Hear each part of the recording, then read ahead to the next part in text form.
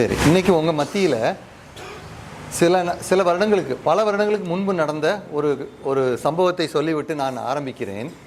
ஒரு சிறுவன் ஒருவன் கண் பார்வையற்றவனாக இருந்தான். அவன் ஒரு இடத்திலே உட்கார்ந்து மக்களிடம் தர்மம் கேட்டுக்கொண்டிருந்தான். அவனது தொப்பியை வைத்துவிட்டு அதன் பக்கத்திலே ஒரு சிறிய அறிவிப்பு பலகையும் வைத்திருந்தான்.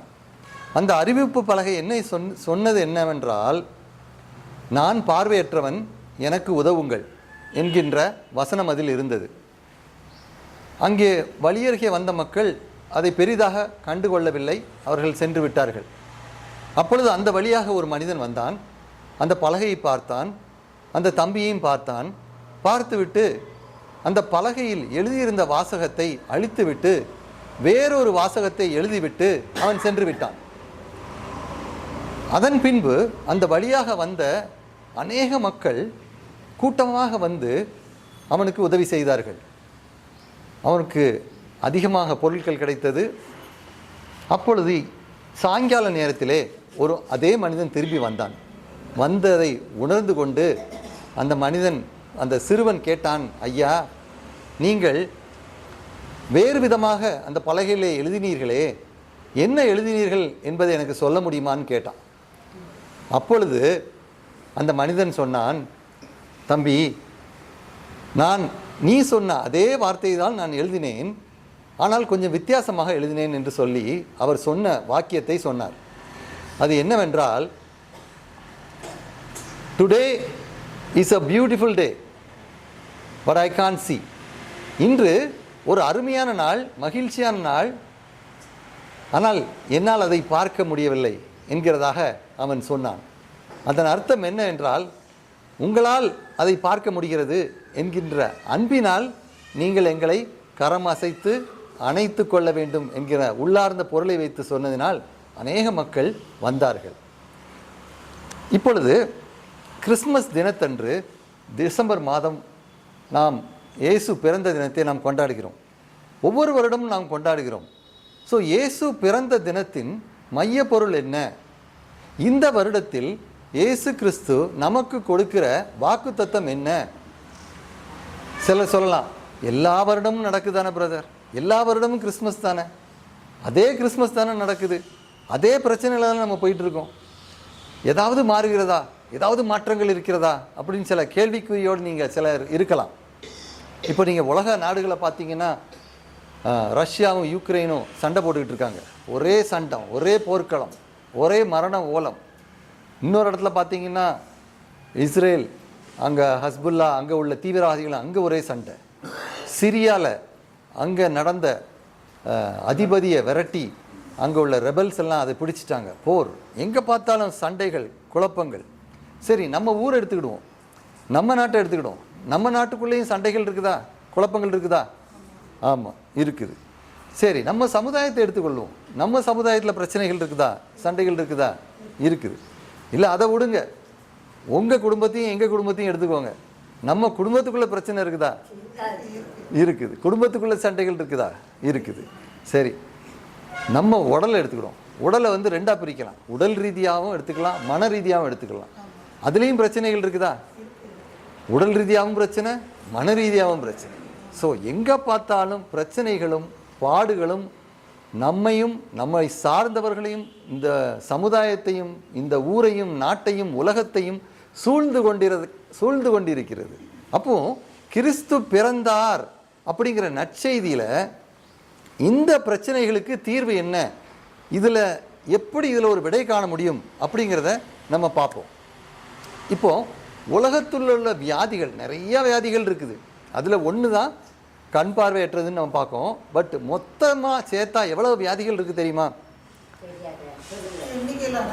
எண்ணிக்கையில் அடங்காது. ஹியூமன் டிசீஸ் டேட்டாபேஸ் அப்படிங்கிறவங்க சுமாராக ஒரு கணக்கு எடுத்திருக்காங்க. ஆமாம், கூடிக்கிட்டே போகுது. 19,000 நோய்களுக்கும் அதிகமான நோய்கள் இருக்குன்னு கண்டுபிடிச்சிருக்காங்க. 19,000த்துக்கும் அதிகமான 19,000த்துக்கும் அதிகமான நோய்கள்னு சொல்லி கண்டுபிடிச்சிருக்காங்க.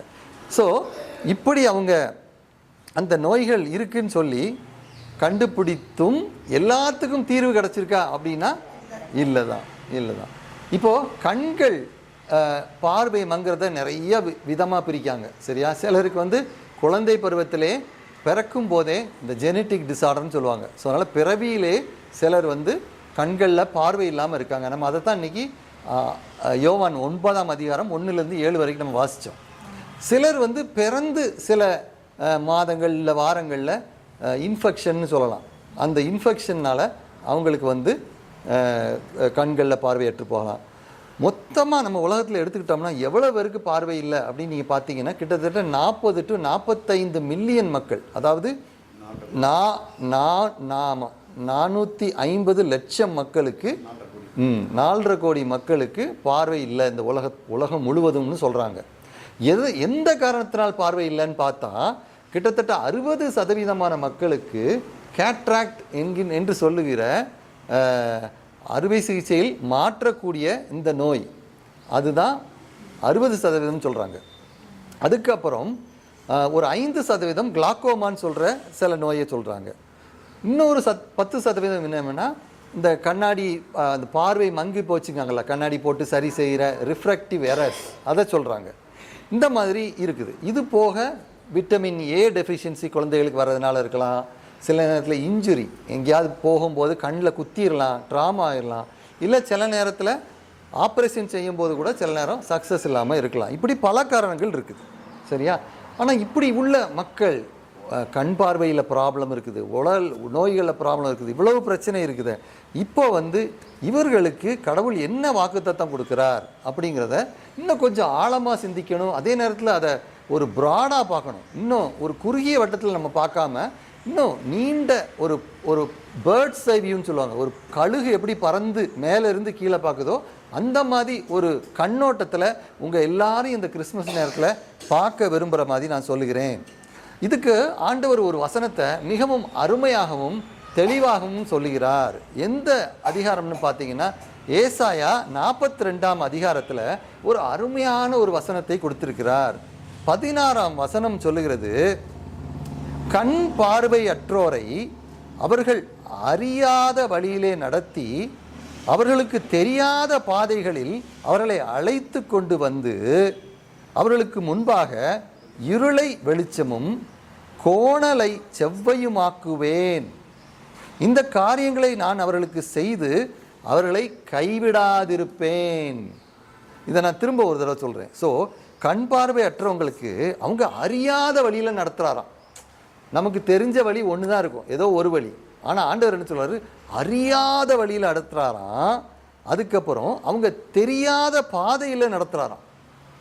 அறியாத வழியில் நடத்துகிறாரு, தெரியாத பாதை. ஸோ நம்ம யோசிக்க முடியாத அந்த பாதையிலையும் நடத்துகிறேன்னு சொல்கிறாரு. அவர் என்ன செய்கிறாருன்னா இருளை வெளிச்சமாக்குகிறார். அந்த இருளை எப்படி வெளிச்சமாக்குகிறாருங்கிறத இன்னும் கொஞ்சம் நேரத்தில் பார்க்க போகிறோம். ரெண்டாவது, கோணலை செவ்வையாக்குகிறார். சரியா? இந்த காரியத்தை செய்து உங்களை கைவிடாதிருப்பேங்கார். என்ன அருமையான ஒரு வசனம் பார்த்தீங்களா? ஆண்டவருக்கு நன்றி சொல்லுமா? ஹல்லேலூயா, ஹல்லேலூயா. சரி, இப்போ நம்ம கேட்கலாம், எப்படி ஆண்டவரே இப்படி எங்களுக்கு வந்து ஒரு ஒரு ஆசீர்வாதமான வார்த்தையை கொடுத்துருக்கீங்க, இது எப்படி சாத்தியமாகும் அப்படின்னு நீங்கள் கேட்டால், நான் உங்களுக்கு ஒரு சகோதரியினுடைய வாழ்க்கையிலிருந்து ஒரு உதாரணத்தை நான் சொல்ல விரும்புகிறேன். அந்த சகோதரி பிறந்த வருஷம் வந்து 1820. ஓகேயா? அவங்க நியூயார்க் சிட்டியில் பிறந்தாங்க. அவங்க 6 இல்லை, நான் சொல்கிறேன், நீங்கள் கண்டுபிடிப்பீங்க. 6 வார குழந்தையாக இருக்கும்போது இல்லை ஒரு கண்ணில் ஒரு இன்ஃபெக்ஷன் வந்துச்சு. இன்ஃபெக்ஷன் வரும்போது சில மருந்து தப்பாக கொடுக்கும்போது அவங்களுடைய கண்களுடைய பார்வை அற்று போயிட்டு. இதில் இன்னொரு கொடுமை என்னென்னா, அந்த பாப்பா 1 வயசாக இருக்கும்போது அவங்க அப்பா இறந்து போயிட்டாங்க. ஸோ இப்போ அம்மா பேர் மேர்சி. அவங்க அம்மா தான் இந்த குட்டி பாப்பாவை வளர்க்கும் போது அவங்க சொல்லி வளர்த்த 2 காரியம். ஒன்று, வேதத்தை சொல்லி கொடுத்தாங்க. ரெண்டாவது, செல்ஃப் பிட்டி இருக்கக்கூடாது, செல்ஃப் கான்ஃபிடென்ட் இருக்கணும்னு சொன்னாங்க. அதாவது சுய பரிதாபம் இருக்கக்கூடாது. ஐயோ இப்படி இருக்கேன்னு சொல்லுகிற சுய பரிதாபம் இருக்கக்கூடாது. ஆனால் தன்னம்பிக்கையோடு வாழ்க்கையை வாழ வேண்டும். அதே நேரத்தில் ஆண்டவரையும் பிடித்து கொள்ளணும்னு சொல்லிக்கிட்டாங்க. சரியா? ஸோ இந்த அம்மா சிறு வயதிலிருந்தே வேதத்தை கேட்டு அப்படியே அந்த வசனங்கள் எல்லாம் வாசிக்க ஆரம்பித்தாங்க. அநேக வேத புத்தகங்களை அவங்க அப்படியே மனப்பாடம் பண்ணி அப்படி முழுமையாக அவங்களால சொல்ல முடியும். அந்த அளவு அவங்க படிச்சுட்டாங்க. அவங்க வந்து எப்படி ரட்சிக்கப்பட்டாங்கன்னா, என் நேசர் ரத்தம் சிந்தினாரோ அப்படிங்கிற ஒரு ஹிம் சாங்கை கேட்டு அவங்க வந்து ரட்சிக்கப்பட்டாங்க. அவங்க வந்து நியூயார்க்கில் ஒரு இன்ஸ்டிடியூட் ஃபார் த பிளைண்ட் அப்படிங்கிற ஒரு இன்ஸ்டிடியூட்டில் போய் சேர்ந்தாங்க. அங்கே 12 வருடம் மாணவியாக இருந்தாங்க. அதுக்கப்புறம் 11 வருடம் ஆசிரியையாக அங்கே பணியாற்றினாங்க. அப்போ தான் அவங்களுக்கு அலெக்சாண்டர் அப்படிங்கிறவங்களோட திருமணம் நடந்தது. அவர் வந்து நல்ல அழகாக டியூன் போட்டு மியூசிக் போடக்கூடிய ஒரு ஆள். அப்போ இந்த சகோதரி, இவங்க பேர் சொல்லிடுறேன், இவங்க பேர் வந்து ஃபேனி. கரெக்ட், வெறிக்கெல்லாம் கைதட்டுங்க, கரெக்டாக சொல்லிட்டாங்க. ஃபேனி கிராஸ்பி. ஆமாம், அவங்க சொன்னாங்க. ரைட், ஃபேனி கிராஸ்பி தான் இவங்க. சரியா? ஸோ இந்த ஃபேனி கிராஸ்பி வந்து அநேக ஹிம்ஸை எழுத ஆரம்பித்தாங்க. அவங்க எழுதின ஹிம்ஸ் நிறைய இருக்குது, நமக்கு தெரியும். ஏதாவது உங்களுக்கு எதுவும் தெரியுமா? அந்த ஹிம்ஸ் ஏதாவது தெரியுமா? போற்றும் போற்றும், நல்ல அருமையான ஒரு பாடல். போற்றும் போற்றும் 2 வரிகள் பாடுமா? போ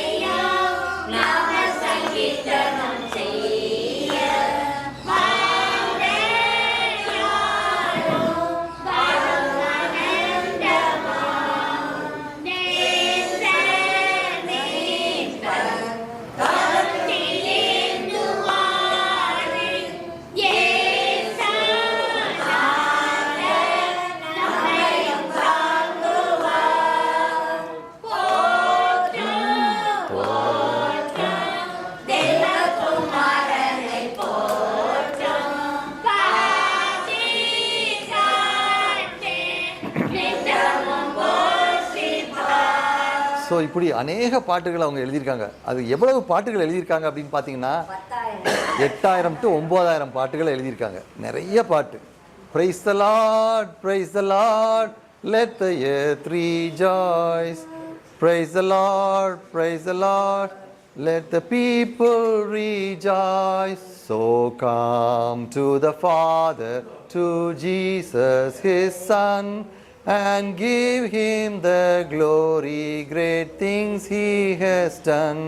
போற்றுவோம் போற்றுவோம் ஜீவநாயகரை, நம்புவோம் நம்புவோம் லோகரட்சகரை. ஸோ இப்படி அநேக பாட்டுகளை பாடியிருக்காங்க. அவங்க இறக்கும்போது அவங்களுடைய வயசு வந்து 95. அந்த இறக்குறதுக்கு ஒரு நாளைக்கு முன்னக்கூட்டி ஒரு சிறு குழந்தை இறந்து போயிட்டு. ஸோ அப்போ அந்த சிறு குழந்தைக்கு ஆறுதல் கொடுக்கணுங்கிறதுக்காக அவங்க கடைசியாக ஒரு பாட்டு எழுதியிருந்தாங்க. அதுதான் இந்த மார்னிங் ஆஃப் ஜயன்ஸ் க்ளோரி அப்படிங்கிற ஒரு பாட்டை எழுதி, ஸோ பிறந்தது முதல் இறக்கும் வரைக்கும் ஒரு சாங் ரைட்டர், ஒரு ஹிம் ரைட்டர், ஒரு விசுவாசி, ஒரு தன்னம்பிக்கை உள்ள பெண்ணாக, ஒரு சாட்சியாக திகழ்ந்த இந்த பெண்மணி 1915ஆம் ஆண்டு ஆண்டவரிடம் சென்றார்கள்.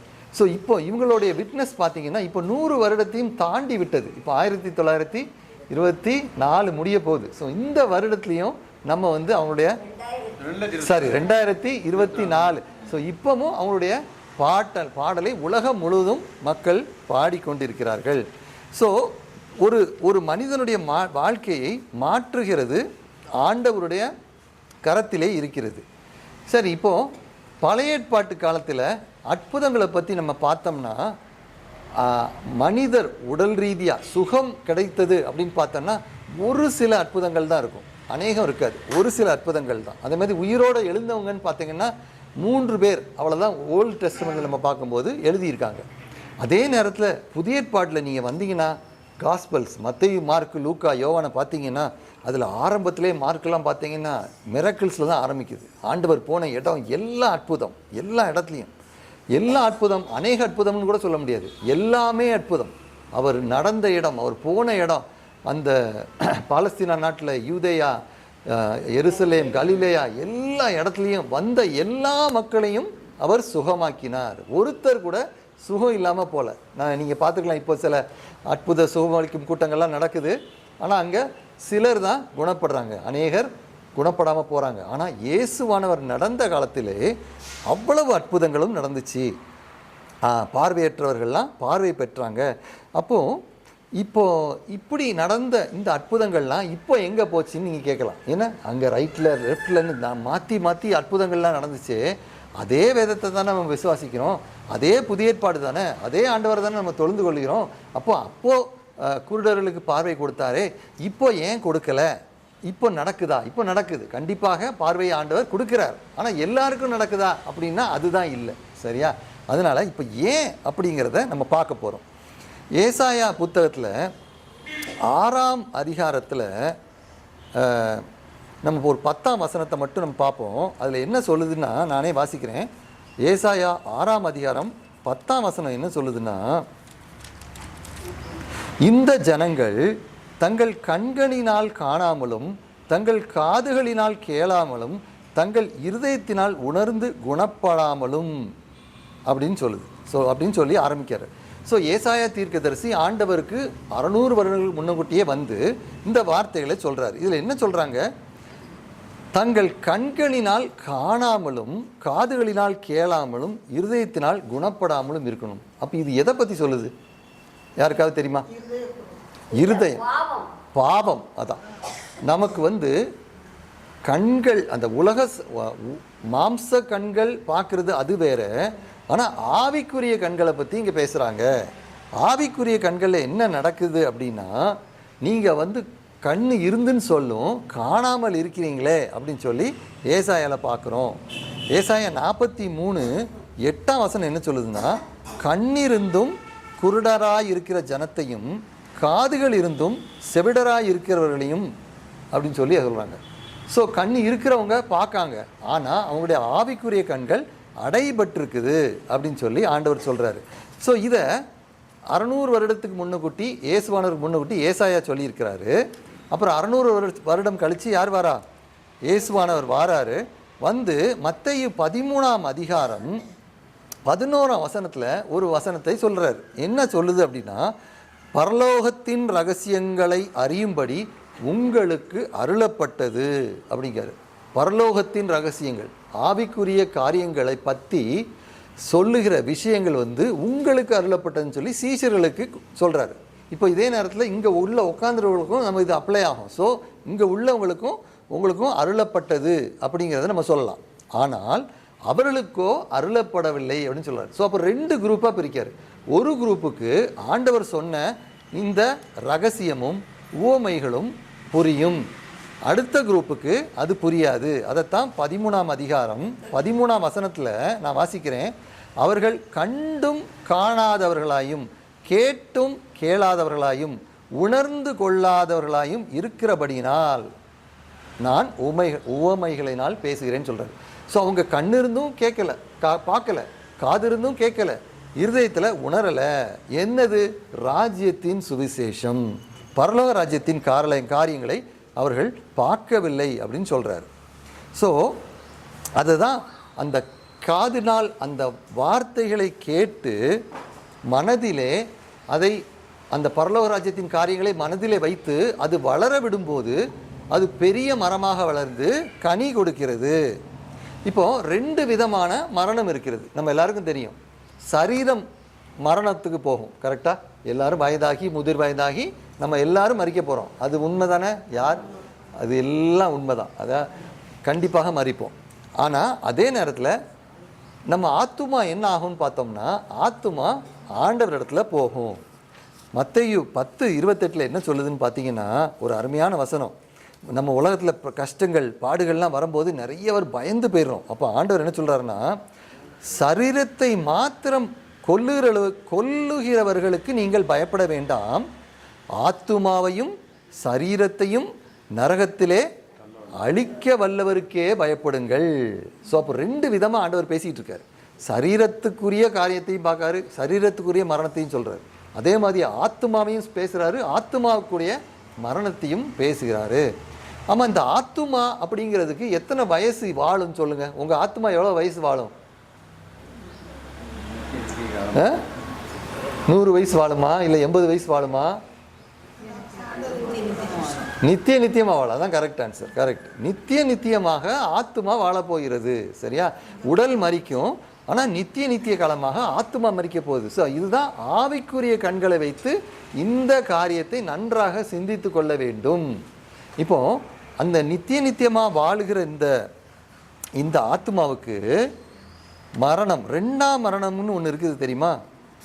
வெளிப்படுத்தின விசேஷம் 21:8 வந்து நீங்கள் பார்த்தீங்கன்னா அங்கே வந்து முதல் மரணம் நடந்துட்டு, ஆனால் 2ஆவது மரணம் எப்படி நடக்குதுன்னு பாருங்களேன். யாருக்கெல்லான்னு பார்த்தீங்கன்னா பயப்படுகிறவர்களும் அவிசுவாசிகளும் அருவருப்பானவர்களும் கொலைபாதகரும் விபச்சாரக்காரரும் சூனியக்காரரும் விக்கிரகாராதனைக்காரரும் பொய்யர் அனைவரும் 2ஆம் மரணம் ஆகிய 2ஆம் மரணம்னா என்னது?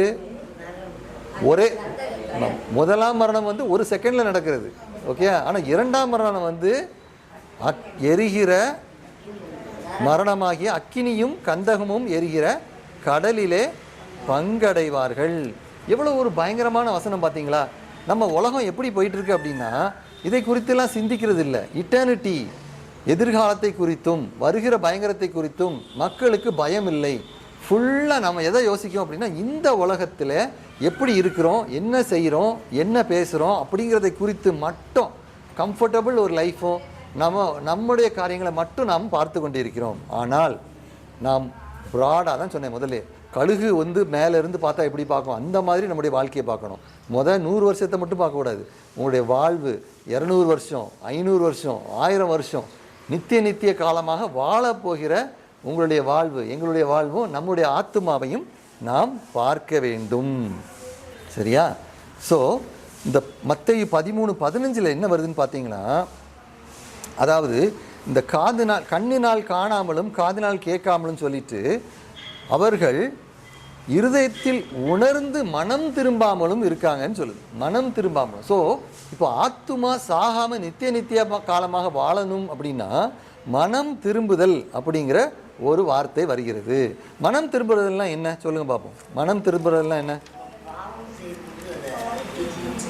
சரி, பாவத்திலிருந்து வெளியிலே வருது. அப்போ பாவம்னா என்ன? இப்போ ஒரு குழந்தை பிறக்குது, அந்த குழந்தை எதுவும் பாவம் பண்ணுதா?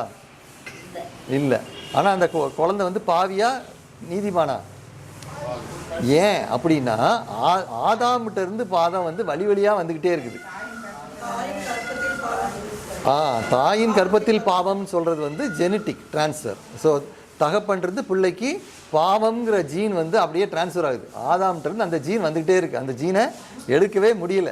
அது கடைசியில் இயேசு தம்முடைய சிலுவையின் இரத்தத்தினால அடித்து உரித்து அதை வந்து வெற்றி சிறந்தாருன்னு நம்ம கொலோசியரில் பார்க்கோம். ஸோ இப்படிப்பட்ட அந்த பாவம்ங்கிறது வந்துக்கிட்டே இருக்குது.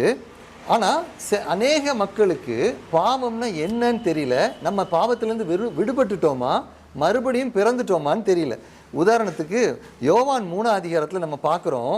1ஆம் வசனத்தில் பார்த்தீங்கன்னா நிக்கோதேமு அப்படிங்கிற ஒரு வாராரு, உங்களுக்கு எல்லாம் தெரிஞ்சிருக்கும்.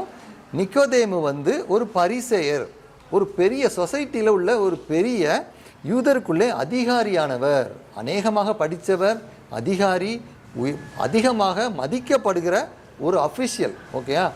ஸோ இந்த சுவிசேஷமானது எல்லாருக்குமே கொடுக்கப்படுகிறது. ஏழைகளுக்கும் கொடுக்கப்படுகிறது, வியாதிஸ்தருக்கும் கொடுக்கப்படுகிறது, ஏழைகளுக்கும் கொடுக்கப்படுகிறது, பணக்காரர்களுக்கும் கொடுக்கப்படுகிறது. அதனால் சுவிசேஷத்தில் இவங்களுக்கு தான் அவங்களுக்கு தான் பங்கு கிடையாது. யாரெல்லாம் ஆண்டவரை கண்கள் திறக்கப்பட்டு விசுவாசிக்கிறோமோ அவங்களுக்கு எல்லாம் இந்த சுவிசேஷம் கொடுக்கப்படுகிறது. இப்போ அவர் வந்து என்ன சொல்கிறாரு அப்படின்னா, பிரதர் ஜீசஸ் நீங்கள் நல்லா மிரக்கிள் பண்ணுறீங்க, எக்ஸலண்ட், ஒண்டர்ஃபுல் அப்படிங்காரு. ஆனால் ஜீசஸோட ரிப்ளை வந்து தேங்க்யூ பிரதர்னு சொல்லலை. ஜீசஸ் என்ன சொல்கிறாரு அப்படின்னா ஒரு முக்கியமான வசனத்தை சொல்கிறாரு. ஓகே, அவர் என்ன சொல்கிறாரு? 3ஆம் அதிகாரம், கர்த்தர் நல்லவர் என்பதை ருசித்து பாருங்கள். ஆமேன். சரி, நல்ல அருமையான வசனம். சரி, 1 மணி நேரத்துக்கு ஒருக்க வசனம் சொல்லுதுன்னா ரொம்ப பாக்கியவான்கள், நீங்கள்லாம் பாக்கியசாலிகள். Very good, very good. சரி, யோவான் 3ஆம் அதிகாரம் 3ஆம் வசனம் என்ன சொல்லுது அப்படின்னா, இப்படி அந்த பெரிய அதிகாரி வராரு, வந்தவுடனே இயேசுவை பற்றி சொல்கிறாரு, நீங்கள் நல்லா பண்ணுறீங்க பிரதங்காரு. உடனே அவர் ஸ்ட்ரெயிட் டு த பாயிண்ட் என்ன தெரியுமா கேட்காரு? நீ இன்னும் மறுபடியும் பிறக்கலை, அதனால் நீ பரலோகத்துக்கு பிரவேசிக்க மாட்டேன். இதை தான் அங்கே சொல்கிறாரு. வசனம் என்ன சொல்லுதுன்னா, ஒருவன் மறுபடியும் பிறவாவிட்டால் தேவனுடைய ராஜ்யத்தை காண மாட்டான் என்று மெய்யாகவே மெய்யாகவே சொல்லுகிறேங்காரு. மெய்யாகவே மெய்யாகவே அப்படின்னா absolutely must என்ன, கண்டிப்பாக மறுபடியும் பிறக்காட்டா பரலோக ராஜ்யத்தை காண முடியாதுன்னு ஒரே அடியாக சொல்கிறாரு. அப்போது அவருக்கு மறுபடியும் பிறக்கணும்னா என்னன்னு புரியல. இத்தனைக்கும் அவர் ஓல்ட் டெஸ்டமெண்ட்லாம் படிச்சிருக்காரு, வேத அறிவு உள்ளது, ஞானி, மோசையை பற்றி தெரியும், 10 கற்பனைகளை பற்றி தெரியும், அப்படி ஆண்டவர் எப்படி இஸ்ரவேல் ஜனங்களை நடத்தினார் எல்லாமே தெரியும், மெசாயா வரப்போகிற வரைக்கும் தெரியும். ஆனாலும் அவர் வந்து மறுபடியும் பிறந்தாரா பிறக்கலையா? பிறக்கவில்லை. நிக்கோதேமு யோவான் 3ஆம் அதிகாரம் நடக்கும்போது பிறக்கவில்லை. அதனால தான் ஆண்டவர் வந்து மறுபடியும் பிறக்கலை அப்படின்னு சொல்லிட்டு ஒரு அனாலஜி சொல்கிறார். என்ன சொல்கிறாரு? மறுபடியும் பிறக்கணும்னா என்னன்னு கேட்கான். என்ன அப்படின்னா 8ஆம் வசனத்தில் சொல்லுது, காற்றானது தனக்கு இஷ்டமான இடத்தில் வீசுகிறது, அதன் சத்தத்தை கேட்கிறாய், ஆகிலும் எங்கிருந்து வருது எங்கே போகுதுன்னு தெரியாது. ஸோ ஆவியானவர் என்ன சொல்கிறார் அப்படின்னா, ஆவியானவர் வந்து ஒரு விதையை வந்து முளைக்க வைக்கணும்னா என்ன செய்யணும்? அது வந்து மண்ணில் இருக்கணும், தண்ணி ஊற்றணும், ஊற்றுனவுடனே அப்படியே சிறு இதாக முளைக்குது. ஸோ இந்த மறுபடியும் பிறக்கணும் அப்படிங்கிற இந்த விஷயம் வந்து நம்முடைய கையில் கிடையாது. நல்லா புரிஞ்சுக்கோங்க, நம்முடைய கையில் கிடையாது. காற்றானது தன் இஷ்டத்துக்கு வீசுகிறது அப்படிங்கும்போது அது எங்கெல்லாம் போகுதோ, யாரெல்லாம் தொடுதோ அவங்களுக்கு அப்படி கண் திறக்கப்படும். ஸோ இந்த ஆவிக்குரிய கண்கள் திறக்கப்படுறதை பற்றி தான் இங்கே பேசிகிட்டு இருக்காங்க. ஸோ ஆனால் ஆவியினால் எந்த இடத்துக்கு வர அந்த காற்று தெரியாது. ஆவியினால் பிறந்தவன் எவனும் அப்படியே இருக்கிறான். ஸோ ஆவியினால் பிறந்தவனும் அவன் பிறந்துட்டானா பிறக்கலையாங்கிறது வெளியில் ஒன்றுங்களுக்கு தெரியாது. ஆனால் அவனுடைய வாழ்க்கை மாற ஆரம்பிக்கும். ஆண்டவருக்காக வேதத்தை நேசிக்கிற பையனாகவும் ஜெபிக்கிற பையனாகவும் கனி தரும் ஒரு செடியாகவும் அவன் இருப்பான். ஸோ இப்படி அந்த ஒரு வாழ்க்கையில் அந்த ஒரு சின்ன முளை விட்டு செடி வர்றது மாதிரி ஆவியானவர் கிரியை செய்து இந்த முளைக்க செய்கிறார், வானகையின் எக்ஸ்பீரியன்ஸ் கொடுக்கிறார், மறுபடியும் பிறக்க வைக்கிறார். ஸோ இதை தான் ஒரு ஒளின்னு சொல்லலாம், ஒரு காற்றுன்னு சொல்லலாம். யோவான் 3:19 சொல்லுது, ஒளியானது உலகத்திலே வந்திருந்தாலும் இல்லை 3:16 சொல்லிடுறேன், எல்லாருக்கும் தெரிஞ்ச வசனம் தானே. யோவான் 3:16 என்ன சொல்லுறது சொல்லுங்க? தம்முடைய ஒரே குமாரனை விசுவாசிக்கிறவன் எவனோ கெட்டு போகாமல் நித்திய நடைபடிக்கு தன் இவளாய் அன்பு கூர்ந்தார். ஸோ அன்பு கூறுறதுக்காக தன் ஒரே பேரான குமாரனை ஆண்டவர் கொடுக்கிறாரு. யாரெல்லாம் விசுவாசிக்காங்களோ, யாரெல்லாம் அவரை ஏற்றுக்கொள்கிறாங்களோ, யாரெல்லாம் மறுபடியும் பிறக்காங்களோ, யாரெல்லாம் அவருடைய சிலுவையை சுமந்து அவருடைய கனியை கொடுத்து ஆண்டவருக்கென்று வாழுகிறார்களோ அவங்கெல்லாம் என்ன செய்கிறாங்க? ரட்சிக்கப்படுவாங்க.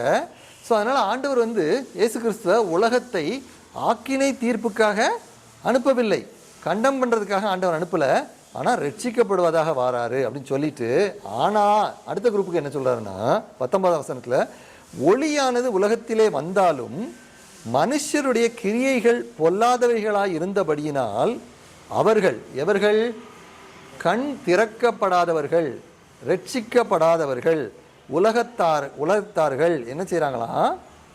ஒளியை பார்க்கிலும் இருளை விரும்புகிறதே, அதனால அவர்களுக்கு ஆக்கினை தீர்ப்பு வந்துடுச்சின்னு சொல்லி ஆண்டவர் சொல்கிறாரு. பொல்லாங்கு செய்கிற எவனும் ஒளியை பகைக்கிறான், ஒளியினிடத்தில் வரான், ஆனால் சத்தியத்தின்படி நடக்கிறவன் ஒளியினிடத்தில் வருகிறான்னு சொல்லி ரொம்ப அழகாக சொல்கிறார். ஸோ இதில் வந்து என்ன சொல்கிறாருன்னா, கண்கள், ஆவிக்குரிய கண்கள் குருடானவர்களையும் ஆவிக்குரிய கண்கள் திறக்கப்பட்ட இந்த இரண்டையும் அழகாக ஆண்டவர் வர்ணித்து கொண்டு வருகிறார். இது நல்லா புரியுதா எல்லாருக்கும்?